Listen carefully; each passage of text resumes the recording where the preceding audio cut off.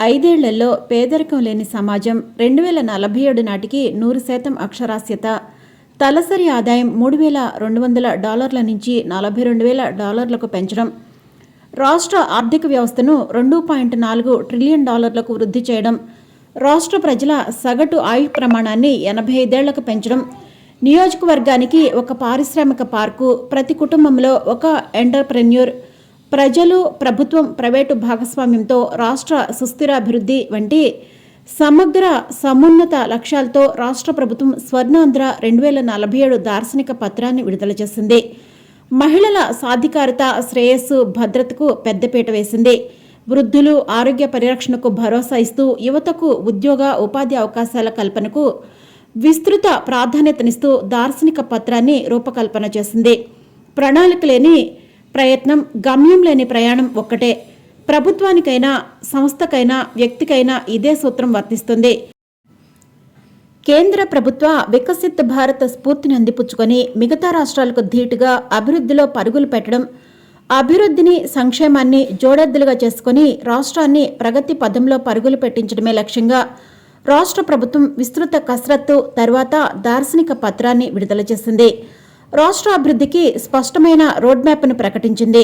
నిరుద్యోగాన్ని రూపమాపడం, AI, deep tech వంటి ఆధునిక సాంకేతిక పరిజ్ఞానాన్ని అందిపుచ్చుకుని వ్యవసాయాన్ని లాభసాటిగా మార్చడంలో తన వంతు కృషి చేస్తోంది.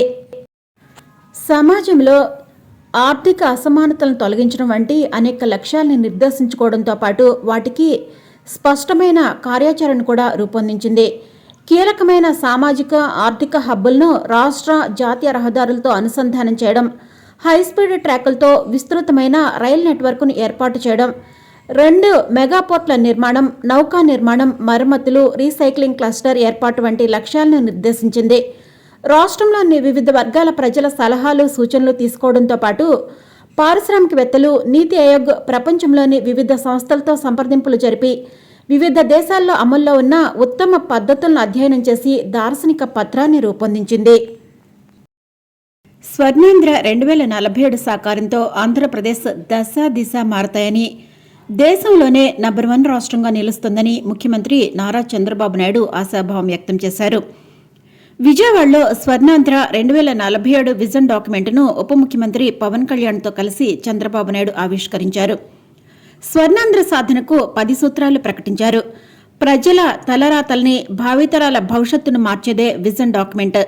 అందరికీ ఆరోగ్యం, సంపద, సంతోషమే లక్ష్యం. స్వర్ణాంధ్ర సాధనకు 10 సూత్రాలు.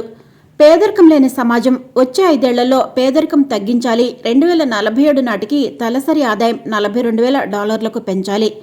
ఉపాధి, ఉద్యోగ కల్పన, ప్రతి ఒక్కరికి ఉపాధి కల్పించే బాధ్యత తీసుకుంటాం. వర్క్ ఫ్రం హోం విధానం అందుబాటులోకి తెస్తాం. జనాభా పెరగాలి, దీన్ని ఉధృతంగా ప్రజల్లోకి తీసుకువెళ్లాలి. నైపుణ్యం, మానవ వనరుల అభివృద్ధి, ప్రపంచంలోని అత్యుత్తమ విశ్వవిద్యాలయాలు ఆంధ్రప్రదేశ్కు వస్తున్నాయి.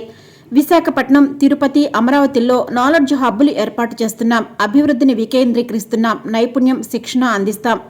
నీటి భద్రత, నదుల అనుసంధానం పూర్తి చేస్తాం. కనీసం 500 టీఎంసీల నీటిని గోదావరి నుంచి పెన్నా, బనకచర్లకు తీసుకువెళ్లేలా ప్రణాళికలు రూపొందిస్తున్నాం. జల్ జీవన్ మిషన్ ద్వారా ఇంటింటికి కుళాయి నీరు అందిస్తాం.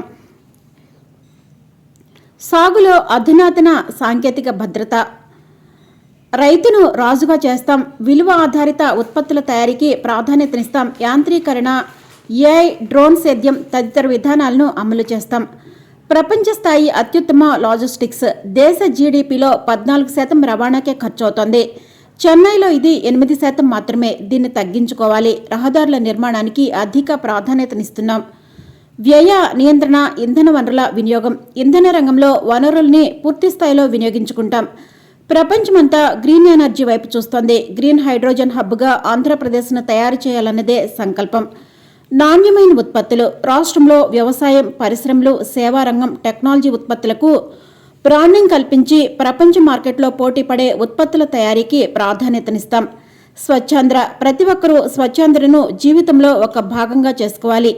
పల్లెలు, పట్టణాల్లో స్వచ్ఛతను పాటించాలి. వాతావరణం పరిశుభ్రంగా ఉంటే స్వచ్ఛమైన ఆలోచనలు వస్తాయి. అన్ని రంగాల్లో విస్తృత సాంకేతికత, డీప్ టెక్, డేటా అనేది భవిష్యత్తులో సంపద. వివిధ రకాల డేటాను అనుసంధానిస్తాం. తద్వారా మనం తీసుకునే నిర్ణయాలు పరిపూర్ణంగా ఉంటాయి. ఎంత కష్టపడుతున్నామో ముఖ్యం కాదు, ఎంత స్మార్ట్గా పనిచేస్తున్నామనేదే ముఖ్యం. టెక్నాలజీ ఉపయోగించుకొని పనిచేయాలని చంద్రబాబు నాయుడు ఈ సందర్భంగా ఉద్ఘాటించారు.